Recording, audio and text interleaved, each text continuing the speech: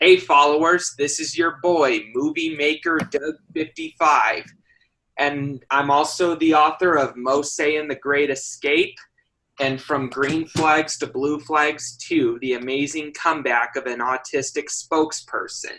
Today I have two special guests with me today, my coach and mentor, Andy McPhee, and I also have Gee Cunningham. Welcome, guys. Thank you. Hi, G. Hey, G. Thanks for joining us and making this time work, even though probably where you are in Melbourne, because I'm in Los Angeles, Doug is in Phoenix, Arizona. You guys really are sort of locked down anyway, right? For a certain amount of time. So, yeah, I feel like I'm doing something wrong just going for a walk, honestly. I'm like, yeah, why am I locked down? And look, just mentioning Doug's, I'm not sure, G, if you know, you probably do, but Doug's last book he shared, From Green Flags to Blue Flags 2, is actually floating between 300 and 400 bestseller on Amazon internationally, and round about 15th to 20th, bestseller in the UK. So it's very cool that he's, gone from his journey of autism and anxiety and depression to someone one day as a teenager said, "Oh, I hear you like writing. Why don't you write a book?" And he's written eight since, and we're on his seven, and we're on his eighth book. We're doing a science fiction, so it's quite an achievement. And having guests like yourself on has grown quite big now. It's gone from 10 series to, I don't know, probably 20 or 30 now. We just have more people coming on, just sharing their journey of achievements of whatever they've dealt with in life. So I'll hand it back to Doug, and he can start our session with Gee Cunningham from Melbourne, Australia. Nice, led by Doug Kenney from Phoenix, Arizona, and Andy McPhee from Los Angeles. Yeah. What are you up to now? Like, I know I've heard you doing a bit of creative work. Doug shared with me that you were talking to him about some of the arts. What are you actually doing now in the creative world? What are you studying or doing? well, I recently got back into acting classes and singing classes. It's definitely interesting doing it all online right now, but I feel like it's also helping me prepare for when I travel, so I can still so I'm more comfortable getting into this stuff for the future without feeling like I have to learn it instantly. But yeah, before quarantine, I did a lot of dance classes. I even started circus classes. Oh wow! But yeah, I mainly just do singing and acting. Acting's my biggest thing. Yeah. You do a little bit of artwork too, because I've seen it on your social media, right? Yeah, I do some visual art. I did it a lot more as a child, but it's definitely been a good, especially in high school, it was a good outlet for me. I had a visual journal. I was more of I would draw in it when I was having bad days or in classes. I was allowed to draw in class because it helped keep me present and in the classroom. Okay. Yeah, I don't do it as much anymore, but yeah. And so I think Doug's, I know Doug's got a couple of questions around what you just shared with us and what's behind all that as well. Yeah.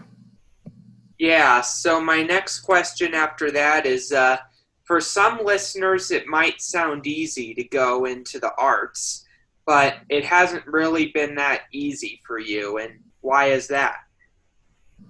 Well, I was born with a mild to moderate hearing impairment, but now it's more of a moderate to severe deafness. But also I've had quite a traumatic upbringing. I also have borderline personality disorder, which got diagnosed or misdiagnosed while growing up, which led to a lot of bumps in the road. But yeah. Wow, that's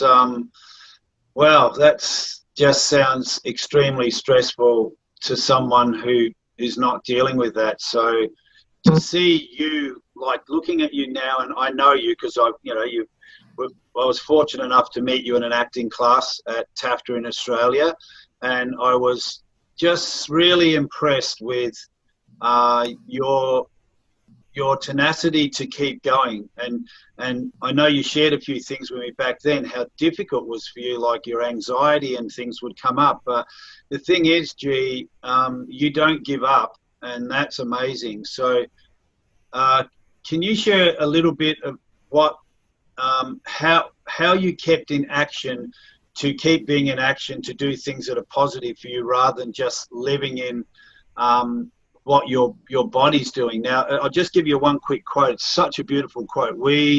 Doug and myself interviewed Janine. Doug, would you like to just share with G and the viewers what Janine has, what happened to her in her life and how she used that quote of "my body doesn't define who I am"? And she's done amazing stuff.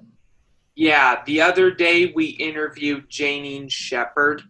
She has a towering reputation in Australia, as she has the member of the Order of Australia.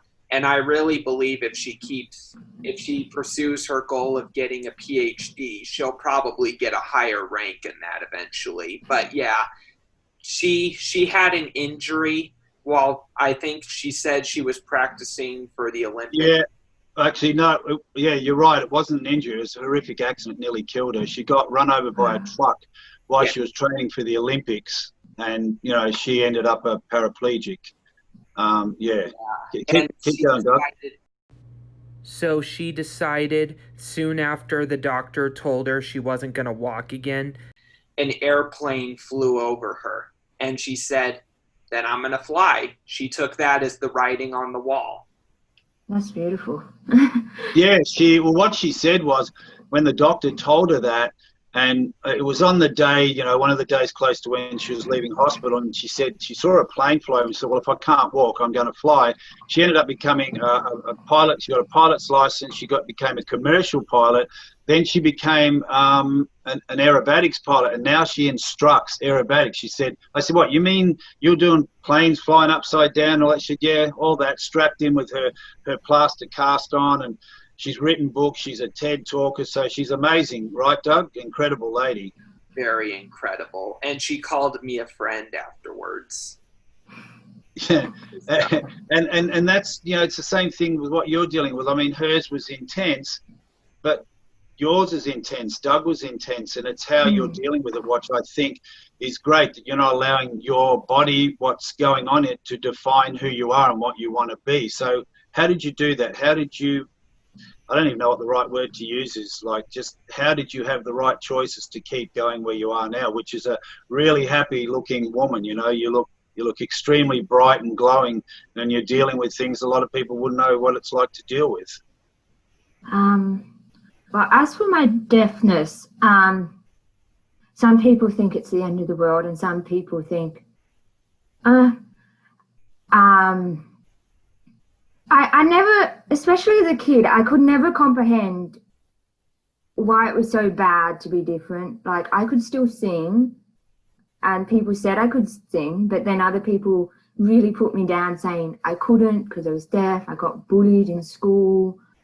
But I don't know, I just kind of had that drive to prove that, yes, I'm deaf, but I'm still doing the same things you're doing. And as for my mental health, I have borderline personality disorder, so I feel every emotion heightened and intense. So I think it's just, I had that constant drive of, I don't want to be in this big emotional pain. Like, when I have bad moments, I literally scream, "It hurts." That's how painful it is to be in a heightened emotion for me. Like, you would think I just broke my ankle or something, but no, it's my brain just on overdrive. I'm not going to lie, I did start losing faith in myself and my drive in my first year of uni, but I feel like that the main cause of that was misdiagnosis, limited treatment out there, But because with BPD, you need the right type of treatment. So everything else was like putting a Band-Aid on it. And I was feeling very, I lost faith. Like I kept going back. I kept doing the work on bettering myself, but it just kept coming back or getting worse. And then I got to a point where why bother? It's not doing anything. But then I was fortunate enough to stick to it because I didn't want to be in this continuous state of emotional pain. And I was fortunate enough to find a very good psychologist, and he diagnosed me with BPD, and it just all fell into place. And then the treatment's been amazing since then. Wow. That's really incredible. Yes. Sorry, Doug, go on. That's really incredible. And I have to be honest with you, I was bullied growing up too. And I plan to describe certain aspects of my bullying in an anti-bullying podcast that I'm going to do with Jerry Trimble. I'm not going to reveal names, obviously, but we're doing an anti-bullying podcast, hoping to spread the word. Yeah, and I think it's important to do that. Like Jerry and myself have been friends for 15 years, and I know Jerry's an anti-bullying advocate, and he speaks. I've been with him in LA when he's working with the LAPD and working with young street kids. He does the same in Vancouver. And I said, well, Jerry, we should get together and you and myself will do an anti-bullying discussion, because I completely understand where that comes from and, my journey going through life. And Doug's been bullied. And I thought, well, here's another opportunity on Doug's channel. We'll start dealing with that. And I don't think people sometimes realise, when you've never dealt with those issues. I was never bullied. I wasn't bullied. If I was, it ended up pretty quickly with someone getting a punch in the nose, and that stopped the bullying. But I'm not saying that's what you're meant to do, but that's what I did. But I get it, and it is traumatic when you're bullied, and especially nowadays where cyberbullying is just out of control, and it's probably 1,000 times worse for people because they can't escape it, because it's on their phone, it's on social media. Did you deal with any of that at all, Gee, with cyberbullying, or was it mainly one-on-one at school? I think it was a mixture of everything. Unfortunately, through how I personally perceive it, I feel like I had almost every single type of bullying except physical. Wow. Yeah. And I know how it left Doug. Well, first, Doug, how did that leave you, Doug, when you went home, when you were bullied at school? What did that make you feel like? Well, I felt terrible because it was not a pleasurable experience. I was disappointed that people didn't seem to understand me. And honestly, I think the reason I was bullied was because not only did I struggle to fit in with other students due to my Asperger's, but I think that the students, being that they were kids and all that, I don't think they understood why I was who I was.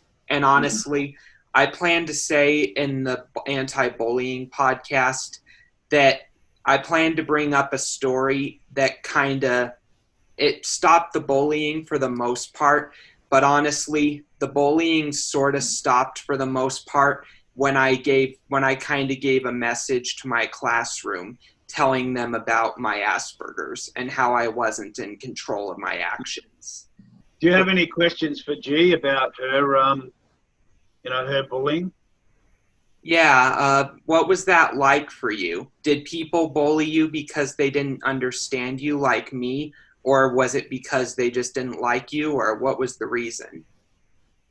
Unfortunately, I think the hardest part was because, especially in high school, they just found reasons. Like, there didn't have to be a reason. But the first proper experience of like school bullying I had was early primary school, based on my deafness. The school got better. It just goes to show, by educating the generations, it does get better. Like, you can prevent this, because when I was in grade 6, it got so much better. Like, kids wanted to learn Auslan. But yeah, I remember in primary school, like, a bunch of kids would walk up to me going, can you hear me? Can you hear me? Can you hear me? Can you hear me? Can you hear me? Oh, wow. Or one of my biggest pet peeves is they would go, Oh, and then they go, do you know what I just said? Oh, you couldn't because you're deaf. Oh, can't you read lips? And I'm like, I don't have to be deaf to know that there's no sound coming out of your mouth. Like, I would get as detailed as your breathing wrong, the mouth shape's wrong. I can't read lips and I know it's all wrong. Your body does the stuff differently to produce sounds. Wow. It was very hard as a kid because I had a very logical but an emotional mind. So I couldn't comprehend what was very obvious to me, not obvious to everyone else, which is also a part of my BPD, where I struggled to comprehend, like, it's so obvious. Like, it's just general knowledge, but it's not general knowledge to everyone. Yeah. And that's, thanks for sharing that. That was, that's, sorry, there's a plane going over. I'll wait till he goes.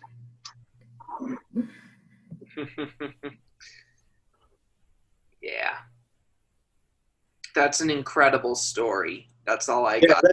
That's amazing, G. Like that, like even just you telling me that, I couldn't even imagine what that would be like, having people make fun of you in your face like that. Like, it's just, and I know I get it, kids can be cruel, but I just don't think, they really understand the impact, and that's why people do this sort of stuff. They don't realize that long-lasting impact. How did that leave you being when that was happening to you, and yet you still kept going to school?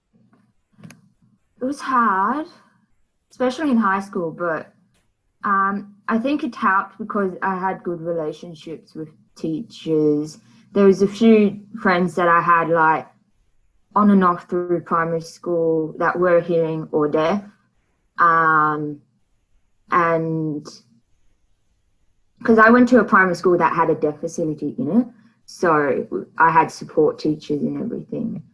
I don't know, it was definitely hard because I also had a lot of mental health that wasn't being treated properly, so I got triggered by almost anything. So I think bullying like that really just kept feeding my fear of abandonment, loneliness, feeling like a burden. Like, I had people be nice to me in class and say, yeah, sure, we'll hang out with you, meet us here.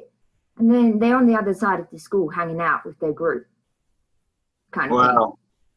So can I ask you, G, because like we only have a certain amount of time in these broadcasts, but first of all, I got to keep saying you thanks for being so authentic and sharing, and Doug as well, because you two guys, what you went through, I dealt with things in my own life differently, and I don't particularly say they were the correct way to do it, but that was part of my journey, and I just wouldn't take being bullied, and I wouldn't have my kids being bullied. And my daughter got bullied at school a lot because she was on the TV show Neighbours, and she was quite a large kid, and she got picked on, and there was a couple of guys got a few blood noses from her. And again, I say it's not the right way, but she was getting hit, like punched in the nose, pushed into lockers. I said, you need to take care of that. If someone hits you, you can defend yourself. So she defended herself. And amazingly, it stopped because they were scared of her. It's like, so, it is what it is. But I really admire both of you for the fact that, and since I've known Doug, like just how you guys and people who are dealing with some sort of impact in their life, just you don't give up, and you just keep driving forward. And some people, it's not that easy for them. They need more support, and they need more people around them to help them deal with these things. And what we're hoping in these episodes is that people get to see how you currently keep getting up every day, and you're proud of who you are, and you're not giving up. And the same as Doug, his outlet is writing and starting. We coached him on, I said, you need to start doing more things on social media, get your face out there, start telling your story. And like he's incredible what he's been doing now. Like I'm learning off him now. It's just amazing. So G, one thing, can I ask you, for the audience to watching, what actions are you taking to keep yourself above going into that dark patch? You know, what do you do? Well, the biggest thing I've been working on for the last few years, I think, is like just learning to balance it, but also telling myself it's okay that things take time. Like, it's not going to happen instantly. It's definitely a roller coaster. It's not a mountain. It goes up and down, but eventually you're going to get to where you need to be.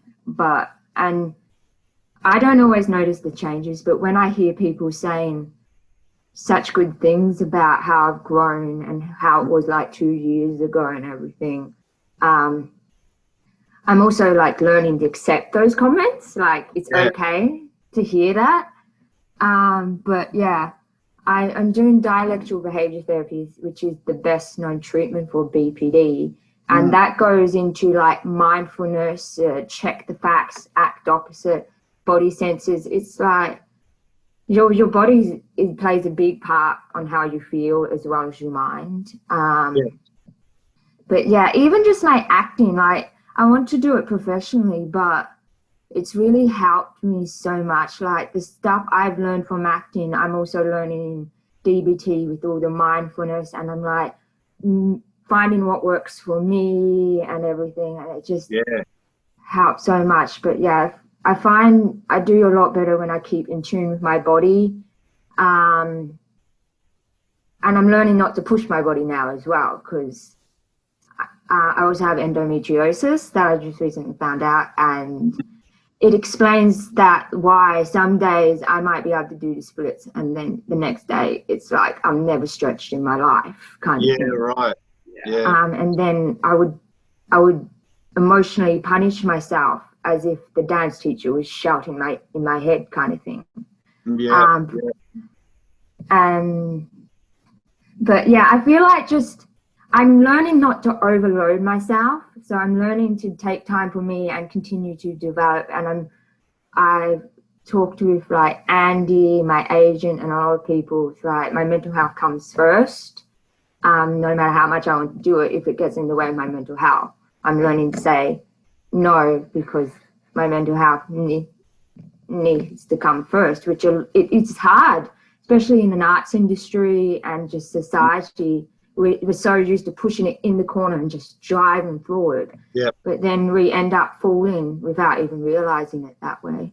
That's really powerful what you just said. That's and I'm sure Doug aligns with all that as well. Like, we have a rule that when I feel him getting a bit overwhelmed, because his deal is with Doug, he's a go-getter. You can't stop him. Like, a guy who can write 520-page book in 1 month, like he's at it and at it all the time. So I have sometimes to get to him and say, okay, Doug, take 3 days off, because I don't want him to get overwhelmed. You know, and that's amazing, you know, what you're talking about, how you just keep going through it. I remember there was a little time where we were doing some, you know, one-on-one coaching, and, you know, I got to understand, even though there are such simple things we're getting you to do, what you just said explained it, that just became a bit overwhelming and you had to stop, which is great, because you know when to stop and go, no, I can't, it's not ready for me at the moment. So that's great that you know your body well enough and what to do to take care of yourself, you know. Still a learning process, and I feel like a lot of people forget that. It's like even I still think sometimes it's like you feel like, oh, you succeeded once, you have to keep succeeding it, but that's not the case. That's great. So go on, Doug, what were you going to say then? So just curious, how old are you? And I'm 24 years old. Nice. I'm 22. We're in the same generation. Yeah. Yeah. And Doug, do you have any final questions before we sort of head off? Yeah, I don't have any more questions to ask, because I think you explained it well. But I thought I'd tell you which book Andy was talking about that I wrote in this one. When I was in my sophomore year of high school, my class did NaNoWriMo, National Novel Writing Month, where we had to write a 50,000 word manuscript in only a single month. And I was the only student to succeed in the challenge. I went overboard with it and reached 200,000 words. And Wow. and I was also the only student in my high school to actually publish the book. Yeah. Yeah. Amazing. Amazing. Hey, Gee, just before we do end up, do you write at all? Do you do any writing? I've, especially a few years ago, but not really novels. I feel overwhelmed by that. Yeah, but right. I've done like a few little poems. I actually got some like here. Like there's this little one. It's just because we're time consumed. It's like, my heart is banging, banging to get out, pushing through my ribs. My rib cage is vibrating. It wants to get out, to run to you, to show you the love I hide inside me. Wow, love it. That's great. Good poem. Yeah. Well, I tell you what, you can send Doug via Messenger. Send him some of your poems, and he'll be able to put them onto the channel when it goes up. You know, even a couple of three or four, and any of the other pictures you said you were going to send me, send them to me, and I'll get them to Doug, and we'll put them up there. You know. Yeah, we'll put them up there. Yep, for sure. Yeah, great. God bless you, and may you have a tremendous future in acting, singing, and all that. Yeah. I wish you both the best as well. Yeah, you're amazing people. Well, no, so gee, we all are, you know, everybody's got their own little journey, and just people like you and Doug being so powerfully authentic and not ashamed of what you're telling us, you know, like being proud of that's who you are, and you're dealing with it. You're living a life of your free will, what you want to do without being stopped and judged. And when you do get judged, then okay, you're dealing with it in a much more empowered way for yourself, because it's only their view. It's not who you are, you know, either of you, you know. Yep. All that glitters is not gold. Yeah. Well, thank you, Gee. I really appreciate you taking the time and sharing it. It's just a beautiful story, what you're doing in your life, you know. Yeah. It's just so much, and I'm like, I feel like I've only just tipped the iceberg, but that's what it's like being in our situations. I'm sure Doug can understand. People might see the tip of everything and not understand the whole story, but we have to do our best to give them what we can so people can understand.